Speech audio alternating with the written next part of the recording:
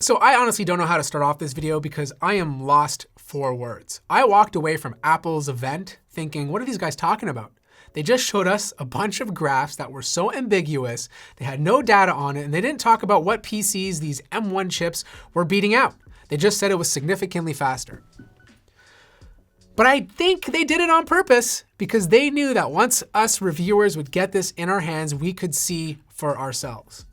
And not only is this a big performance jump compared to any Ultrabook that's on the market, this is a big jump in tech history, period. This is a revolutionary jump in CPU performance using a 10-watt chip. To put this in context for you, most Ultrabooks range from 15 to 25 watts. Most beefier laptops range around 45 to 50 watts, the H-series processors that you're used to in gaming laptops. This M1 is beating them all out in single-core clock speeds. In fact, it's beating out my custom desktop PC, which has a 3900X, and my other one, a 10900K. It's completely crushing it in single-core clock performance. That is a huge achievement. Now in multi-core, it's a bit of a different story. My desktops have more cores, there's more power being thrown at it, so those will beat it out. But this is crushing every single laptop on the market except for some AMD H-series CPUs. Like, think about that. A 10-watt CPU beating out 45-watt CPUs. Like, that is remarkable, you know? And it's doing this while being almost silent. In fact, the only way I could get the fans going on the MacBook Pro is if I ran a Cinebench test for about 10 minutes. That's when the fans started to kick in. And I didn't even notice they were on because I couldn't hear them. I literally had to turn off everything in the room to hear the fans on this MacBook. And they would never surpass 35 decibels whenever it was under full load. You know what happens when I update my MacBook Pro 13 2020 with the Intel processor? Just updating. I'm not playing any games or running any software. I'm just updating it. The fans kick on. They literally kick on. And after 10 minutes of seriously pounding the CPU, they finally turn on? Come on. That's insane. To grasp this even further, I was able to game on this. I played World of Warcraft on high settings using the integrated GPU without any issues.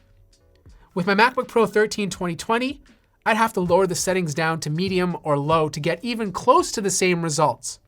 If you want to talk benchmarks again, the Heaven benchmark, 70 frames per second, which is the exact same frames per second as the new Intel Tiger Lake processor and their Intel Xe integrated GPU. But here's the catch.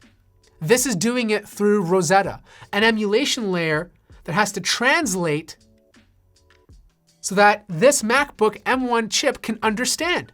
And that means there's a tax to the processor because of it, or a tax to the performance since it needs more resources. And the fact that it's being on par with the Intel machine is unbelievable. That's double the performance of the MacBook Pro 13 2020. I bet you if Heaven was ever to get optimized for Apple Silicon, you'd see over 100 frames per second. Now, if you're a video editor, you're gonna buy a MacBook Pro 16, right? You want the dedicated GPU, and you still should. But you can edit video on this, specifically with Final Cut since it's been optimized, and it runs great. Like, I was able to go through a 4K timeline, scrubbing through it like it was nothing. Like it was nothing. It rendered it completely fast, beating out last year's MacBook Pro 13. It was just remarkable. Now, if you're an Adobe user like me, it's a bit of a different story. Adobe hasn't been updated yet, but it loaded up. It was a bit slow to load. I was still able to scrub through the timeline. It was fairly smooth, not as smooth as Final Cut, but the fact that I could do this without it being optimized yet was huge. Now, unfortunately, the render times in Adobe is quite long. Like, it took me an hour to render a video, but I'm expecting this kind of stuff, you know? But shocked that it can still do it quite comfortably. Now, I couldn't measure the heat of each core. They're running at about 3.2 gigahertz, at least for the high power cores. But I will say that the surface temperatures are good, like 42 to 43 degrees Celsius, which is about 6 to 7 degrees lower than most other laptops running at full load. iOS apps work, not all of them, some of them. I think most manufacturers have opted out for now until they can fully test them. But I was playing Among Us on this and it worked great. Webcam is the same, but it's been improved using AI.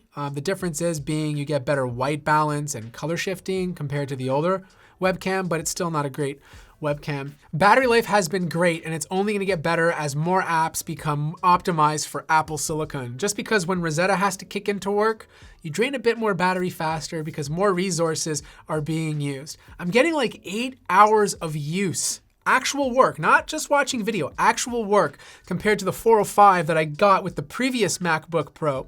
Instant on works as you'd imagine. As soon as you open up the laptop, it's automatically on. And just like the iPhone, when you have it sitting in the corner on idle, it barely drains any battery, which is really impressive for a laptop. So here's the bottom line. I'm blown away. Like, this is a huge step forward for Apple. And this is what they've been waiting for years, to finally create a MacBook that's silent, that has amazing battery life, and has performance like nothing else out there. I usually don't recommend first generation products, but I'm gonna recommend this one. I think if you know what you're getting yourself into and you're not using any hardcore heavy applications, you're gonna absolutely love this thing. But as time goes forward and more apps are optimized to work with Apple Silicon properly instead of using Rosetta, this thing is just gonna get stronger and stronger and stronger. I hope you guys enjoyed this review. I'm gonna be doing a lot more videos on this because I have a lot more testing to do. And if you have any more questions, let me know in the comment section down below. Like the video if you liked it, subscribe if you haven't already, and I'll see you guys in the next video.